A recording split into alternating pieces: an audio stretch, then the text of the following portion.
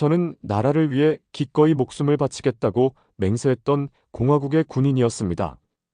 하지만 이역만리 낯선 땅, 포탄이 빗발치는 전쟁터에서 제가 목격한 것은 제가 평생 진실이라고 믿어온 모든 것이 모래성처럼 허망하게 무너져 내리는 현실이었습니다.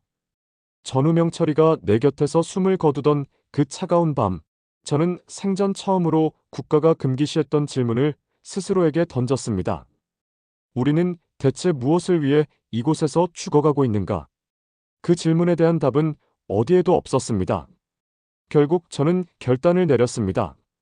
치도 한 장 없었고 주머니엔 단돈 1푼도 없었으며 말 한마디 통하지 않는 낯선 이국 땅에서 오직 살기 위해 어둠 속으로 몸을 던졌습니다. 과연 저는 어디에 닿을 수 있었을까요? 제가 보았던 그 참혹한 진실과 죽음의 문턱을 수십 번 넘나들며 한국에 오기까지의 그 긴 여정을 지금부터 여러분께 들려드리려 합니다. 여러분의 구독과 좋아요는 여전히 어둠 속에 가려진 북한의 진실을 세상 밖으로 끌어내는 큰 힘이 됩니다. 저의 고향은 함경북도 청진시 성안구역의 작은 바닷가 마을이었습니다. 지금도 눈을 감으면 고향의 냄새가 선명하게 떠오릅니다. 새벽이면 창문 틈을 비집고 들어오던 그 비릿하면서도 짭조름한 바다 공기. 그 공기가 폐부 깊숙이 들어오면 비로소 하루가 시작된다는 신호였습니다. 집안의 아침은 언제나 어머니의 분주한 발소리와 함께 시작되었습니다. 아버지는 제가 겨우 12살 되던 해 탄광사고로 유명을 달리하셨습니다. 그날 이후 어머니는 홀몸으로 저와 여동생 순이를 키워내야만 했습니다. 1990년대 중반 이른바 고난의 행군이 시작되면서 배급은 완전히 끊겼습니다. 국가가 인민을 먹여 살린다는 말은 교과서에나 존재하는 문구가 되었죠. 어머니는 살기 위해 장마당으로 나가셨습니다. 새벽 4시 남들이 다 잠든 시간에 일어나 국물용 뼈를 우려내고 옥수수 가루로 면을 뽑으셨습니다. 변변한 고기 고명 하나 없는 국수였지만 장마당 한 구석에서 어머니가 말아주시는 그 따뜻한 국수 한 그릇은 우리 가족의 생명줄이었습니다. 장사가 잘 되지 않는 날이면 어머니는 당신 몫의 감자를 슬그머니 제 밥그릇 위에 올려주셨습니다. 어머니는 배 안 고프다. 너희들 크는 것만 봐도 배부르다는 그 거짓말을 저는 그때 정말인 줄로만 알았습니다. 저는 학교에서 소문난 모범생이었습니다. 선생님의 말씀은 곧 법이었고 교실 벽에 걸린 초상화 속 인물들은 저에게 신이나 다름없었습니다. 우리나라는 세상에서 부러울 것 없는 지상낙원이며 모든 고통은 미제 승냥이들과 남조선 괴뢰들 때문이라는 가르침을 저는 뼛속 깊이 새겼습니다. 교실 밖 현실은 굶어 죽는 사람들이 속출하는 아비규환이었지만 학교에서는 끊임없이 우리가 얼마나 행복한지를 노래하게 했습니다. 저는 언젠가 군에 입대하여 위대한 장군님을 위해 총폭탄이 되겠노라 다짐했습니다. 그 시절에 저는 참으로 순진했습니다. 세상에 다른 정보라고는 전혀 없었으니까요. 제가 보고 듣는 것이 세상의 전부라고 믿었던 창살 없는 감옥 안의 새와 같았습니다. 21살이 되던 해 저는 군 입대를 자원했습니다. 명분은 조국 보위였지만 속내는 따로 있었습니다. 어머니의 기침 소리가 날이 갈수록 깊어지고 있었거든요. 장마당 국수 장사만으로는 식구들 입에 풀칠하기도 힘겨운 상황에서 제가 군에 가면 가족들에게 배급표가 나온다는 소문을 들었습니다. 쌀 몇 킬로그램이라도 더 받을 수 있다면 어머니가 장마당에 나가는 횟수를 줄일 수 있을 거라 믿었습니다. 입대하던 날 어머니는 울지 않으셨습니다. 다만 거친 손으로 제 낡은 군복깃을 몇 번이고 매만지셨습니다. 그리고는 낮게 읊조리듯 말씀하셨습니다. 밥 잘 먹어야 한다. 아프지 말고. 그 짧은 말 속에 담긴 슬픔과 걱정을 알아채기엔 당시에 저는 너무 어렸습니다. 그것이 어머니와의 마지막 대면이 될 줄 알았다면 저는 그 손을 절대 놓지 않았을 것입니다. 군 생활은 상상 이상으로 혹독했습니다. 훈련의 강도보다 무서운 건 참을 수 없는 배고픔이었습니다. 조국을 지키는 전사들에게 배급되는 식량은 형편없었습니다. 썩은 옥수수와 소금에 절인 배추 줄기가 전부인 날이 허다했습니다. 상관들은 부대에 보급된 식량을 빼돌려 자신들의 배를 채웠고 병사들은 굶주림에 지쳐 훈련 도중 쓰러지기 일쑤였습니다. 그때부터 제 마음속엔 아주 작은 의구심이 싹트기 시작했습니다. 왜 지상낙원이라던 조국의 군인들이 배가 고파 쥐를 잡아먹어야 하는가? 왜 장군님을 위한 충성심만으로는 이 추위를 이길 수 없는가? 하지만 그런 생각을 밖으로 내뱉는 순간 보입으로 끌려가 죽음을 맞이한다는 것을 알았기에 저는 그저 입을 굳게 다물고 로봇처럼 움직였습니다. 입대 3년 차가 되던 어느 가을날 부대 전체가 술렁였습니다. 상부에서 특별 차출 명령이 내려온 것입니다. 어디로 가는지, 목적지가 어디인지에 대한 설명은 전혀 없었습니다. 그저 당과 수령을 위해 영광스러운 임무를 수행하러 간다는 구호만 요란했습니다. 수백 명의 병사와 함께 창문 하나 없는 화물칸에 실렸습니다. 기차는 며칠 밤낮을 북쪽으로, 더 북쪽으로 달렸습니다. 기차 문이 열렸을 때 우리를 맞이한 것은 숨이 턱 막히는 공기였습니다. 그것은 화약 냄새와 무언가 썩어가는 냄새, 그리고 사람의 절규가 뒤섞인 전쟁터의 냄새였습니다. 우리가 배치된 곳은 형체를 알아볼 수 없을 정도로 파괴된 도시였습니다. 한때 누군가의 안식처였을 집들은 뼈대만 남았고 길거리엔 부서진 가재도구들이 널려 있었습니다. 저는 그 참혹한 광경 속에서 뒤집어진 밥상과 주인을 잃은 아이의 작은 신발을 보았습니다. 그 순간 가슴 밑바닥에서 알 수 없는 거부감이 치밀어 올랐습니다. 이곳에서 우리는 누구를 위해 총을 들어야 하는가?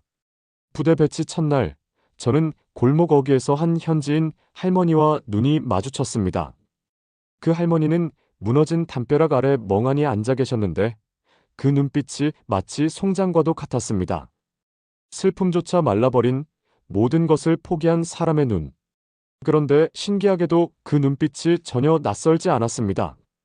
그것은 청진 장마당에서 굶주린 자식을 바라보던 제 이웃들의 눈빛이었고 아픈 여동생을 바라보던 제 어머니의 눈빛이었습니다. 적이라고 배웠던 이 나라 사람들이 실은 우리와 다를 바 없는 고통을 겪고 있는 인간들이라는 사실을 저는 본능적으로 깨달았습니다. 그날 밤 첫 교전이 일어났습니다. 사방에서 포탄이 터졌고 대지는 미친 듯이 진동했습니다. 훈련장에서 쏘던 총소리와 실제 전쟁터에서 울려 퍼지는 총소리는 차원이 달랐습니다. 저는 상관이 시키는 대로 엎드리고 뛰었지만 제가 무엇을 쏘고 있는지도 몰랐습니다. 전투가 잠시 소강 상태에 접어들었을 때 제 옆에 엎드려 있던 명철이가 움직이지 않는다는 것을 알았습니다. 명철이는 저와 동갑내기로 함흥 출신의 서글서글한 녀석이었습니다. 이 녀석은 늘 제대하면 막내 동생에게 설탕 과자를 실컷 사주고 싶다며 웃곤 했습니다. 제가 녀석을 흔들었을 때 명철이의 몸은 이미 차갑게 식어가고 있었습니다.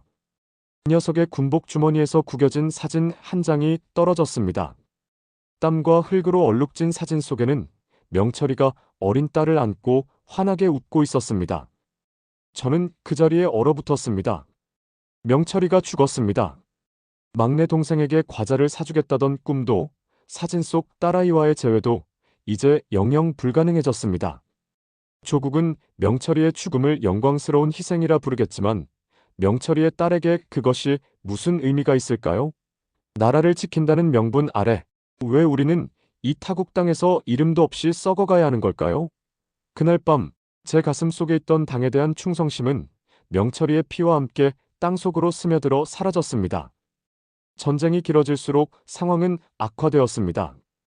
보급품은 바닥났고 간부들은 후방에서 따뜻한 음식을 먹으며 호의호식하는 동안 병사들은 참호 속에서 얼어 죽어갔습니다. 손가락과 발가락은 동상에 걸려 감각을 잃었습니다. 감각이 사라진 손으로 소총을 쥐고 있으면 이것이 내 손인지 막대기인지 분간조차 되지 않았습니다. 어느 날 아침 제 소대에서 또 한 명의 병사가 일어나지 못했습니다. 총을 맞은 것도 아니었습니다. 밤새 영하의 추위를 견디지 못하고 그대로 얼어 죽은 것입니다. 하지만 소대장은 무미건조한 표정으로 보고서에 전투 중 순직이라고 적었습니다. 그 광경을 지켜보며 저는 확신했습니다. 우리는 사람이 아니구나. 저들에게 우리는 쓰고 버리는 소모품일 뿐이구나. 어머니는 제가 조국을 위해 영예롭게 복무하고 있을 줄 아시겠지만 현실은 개보다 못한 죽음이 기다리는 지옥이었습니다. 분노가 해일처럼 밀려왔지만 저는 철저히 숨겨야 했습니다. 옆에 있는 동료 중 누가 보위부의 끈앞풀일지 알 수 없었기 때문입니다. 불만 한마디에 소리 소문 없이 사라진 전우들을 저는 이미 보았습니다. 보초를 서던 어느 고요한 밤이었습니다. 포성은 잠잠했고 하늘에는 별들이 쏟아질 듯 박혀 있었습니다. 그 별들을 보고 있자니 고향 청진의 바다가 떠올랐습니다. 어머니도 지금쯤 이 별을 보고 계실까? 순이는 배를 골지 않고 잘 자고 있을까? 문득 이런 생각이 들었습니다. 만약 내가 여기서 죽는다면 어머니는 내 죽음의 진실을 영영 모르시겠지. 그저 나라를 위해 죽었다는 거짓 훈장 하나를 품고 평생 눈물로 지내시겠지. 저는 어머니께 그런 거짓된 아들로 남고 싶지 않았습니다. 비록 반역자로 낙인 찍힐지언정 살아남아 진실을 말하고 싶었습니다. 탈영을 결심한 건 바로 그 순간이었습니다. 잡히면 죽는다는 걸 알았습니다. 하지만 이대로 있어도 결국 죽음뿐이었습니다. 가만히 앉아 도살당하느냐 아니면 자유를 향해 발버둥이라도 쳐보느냐. 저는 후자를 택했습니다. 그것이 인간으로서 저 자신을 지키는 마지막 길이라고 믿었습니다. 저는 며칠에 걸쳐 치밀하게 준비했습니다. 배급받은 옥수수 가루를 한 줌씩 모아 말렸고 버려진 건물에서 작은 칼과 성냥을 구했습니다. 지도는 없었지만 부대가 이동하며 보았던 도심의 방향을 머릿속에 새겼습니다. 특히 과거 장마당에서 어렴풋이 들었던 남쪽으로 가면 살 수 있다는 금기어들이 자꾸만 귓가에 맴돌았습니다. 한국대사관.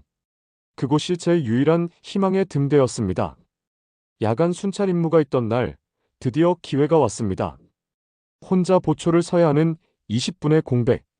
저는 막사에서 잠든 동료들의 얼굴을 하나하나 눈에 담았습니다. 같이 가자고 말하고 싶었지만 그것은 모두를 죽음으로 몰아넣는 일임을 알았기에 입술을 깨물며 어둠 속으로 몸을 날렸습니다. 부대 경계선을 넘는 순간 심장이 입 밖으로 튀어나올 것 같았습니다. 나뭇가지 하나 부러지는 소리에도 온몸의 털이 곤두섰습니다. 저는 뒤를 돌아보지 않았습니다. 뒤를 돌아보는 순간 공포가 저를 잡아먹을 것 같았기 때문입니다. 오직 어머니의 얼굴만을 떠올리며 저는 짐승처럼 어둠 속을 달리고 또 달렸습니다. 부대를 탈출한 지 사흘째 되던 날, 제 몸은 이미 한계에 다다랐습니다. 신발은 해져서 발바닥에선 피가 배어나왔고 며칠째 제대로 먹지 못해 헛것이 보이기 시작했습니다. 낮에는 무너진 건물의 지하실이나 하수구에 숨어 지냈고 밤에만 도심 불빛을 이정표 삼아 걸었습니다. 그러다 폐허가 된 골목에서 한 현지인 할아버지를 마주쳤습니다. 저는 본능적으로 칼을 쥐었지만 할아버지의 눈엔 저기가 없었습니다. 할아버지는 제 행색을 보고 모든 걸 눈치챈 듯 했습니다. 할아버지는 저를 자신의 임시 거처로 데려가 딱딱하게 굳은 마른 빵 한 조각을 건네주셨습니다. 언어는 통하지 않았지만 그 빵 한 조각에 담긴 인류애를 느꼈습니다. 북한에서는 평생 적이라고 가르쳤던 이방인이 굶주려 죽어가는 적국의 군인에게 생명의 양식을 나누어 준 것입니다. 저는 빵을 씹으며 펑펑 울었습니다. 이 전쟁터에서 가장 따뜻한 위로는 장군님의 교시가 아니라 이름 모를 노인이 건넨 낡은 빵 한 조각이었습니다. 도심에 가까워질수록 위험은 커졌습니다. 검문소를 피하기 위해 외곽길로 돌아가야 했고 군복을 감추기 위해 쓰레기 더미에서 찾은 낡은 옷을 껴입었습니다. 몸에서는 악취가 났고 몰골은 거지나 다름없었지만 제 눈은 오직 하나만을 찾고 있었습니다. 바로 태극기였습니다. 마침내 저 멀리 높은 건물 위에 펄럭이는 태극기를 발견했을 때 저는 그대로 자리에 주저앉았습니다. 어릴 적 교육받을 때는 그토록 증오의 대상이었던 그 깃발이 지금 이 순간 저에게는 신의 구원처럼 보였습니다. 저는 마지막 힘을 쥐어짜 그곳으로 향했습니다. 대사관 철문 앞에 섰을 때 저는 제 모든 것을 걸고 초인종을 눌렀습니다. 인터폰 너머로 들려온 목소리. 네, 말씀하세요. 그 부드러운 한국말을 듣는 순간 저는 제가 정말로 살았다는 것을 직감했습니다. 저, 북한 사람입니다. 살려주십시오. 저는 그 한마디를 남기고 정신을 잃었습니다. 눈을 떴을 때 저는 대사관 안의 깨끗한 침대에 누워 있었습니다. 직원들은 저를 따뜻하게 맞아주었습니다. 하지만 안도감도 잠시, 절차상의 이유로 그곳에서 수주간 머물러야 했습니다. 대사관 안은 안전했지만 제 마음속에는 여전히 북한 보위부가 들이닥칠 것 같은 공포가 서려 있었습니다. 밤마다 악몽을 꿨습니다. 명철이가 나타나 왜 나만 두고 갔느냐고 울부짖는 꿈, 어머니가 수용소로 끌려가는 꿈들이 저를 괴롭혔습니다. 그때마다 대사관 직원분들은 제 손을 잡아주며 이제 괜찮다. 당신은 안전하다고 다독여 주었습니다. 누군가에게 이토록 인격적인 대우를 받아본 것이 얼마만인지 몰랐습니다. 그제야 저는 제가 부속품이 아닌 사람으로 돌아오고 있음을 느꼈습니다. 드디어 한국행 비행기에 올랐습니다. 구름 위를 나는 비행기 창밖을 보며 저는 생각했습니다. 어머니, 저는 이제 정말 다른 세상으로 갑니다. 인천공항에 내렸을 때 느꼈던 그 시원한 공기와 사람들의 활기찬 모습은 영원히 잊지 못할 것입니다. 하나원에서 적응 교육을 받으며 저는 제가 얼마나 좁은 세상에 갇혀 있었는지를 다시 한번 깨달았습니다. 마트에 쌓인 수천 가지의 물건들, 밤낮으로 쉼없이 흐르는 전기와 인터넷, 그리고 무엇보다도 누구나 자신의 생각을 자유롭게 말할 수 있는 이 공기. 물론 한국 생활이 쉽지만은 않았습니다. 말투가 달라서 무시당할까봐 겁이 났고 복잡한 기계 사용법을 몰라 당황한 적도 많았습니다. 하지만 그럴 때마다 저를 도와주는 따뜻한 이웃들이 있었습니다. 저는 이제 더 이상 배고픔에 떨지 않아도 되고 누군가의 눈치를 보며 마음을 숨기지 않아도 됩니다. 이것이 바로 제가 그토록 갈구하던 사람 사는 세상이었습니다. 하지만 제 마음 한구석에는 여전히 무거운 돌덩이가 하나 남아 있습니다. 바로 북에 두고 온 가족들입니다. 제가 자유를 누리는 이 순간에도 어머니는 차가운 방에서 제 걱정을 하고 계실 것이고 순이는 오빠의 생사도 모른 채 장마당을 헤매고 있을 것입니다. 가끔 텔레비전에서 이산가족 상봉 장면이 나오면 저는 차마 끝까지 보지 못하고 채널을 돌립니다. 그분들의 눈물이 곧 제 눈물이기 때문입니다. 생사를 알 수 없는 가족을 그리워하며 사는 이 아픔은 겪어보지 않은 사람은 절대 알 수 없는 깊은 구멍입니다. 저는 매일 기도합니다. 언젠가 남과 북의 장벽이 허물어져 제가 당당하게 고향, 청진으로 돌아가 어머니께 맛있는 고기 국수 한 그릇을 대접해 드릴 수 있는 날이 오기를요.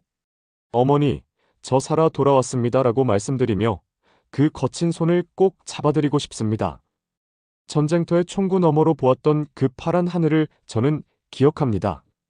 북한에서도 파병지에서도 그리고 이곳 한국에서도 하늘은 똑같은 색이었습니다.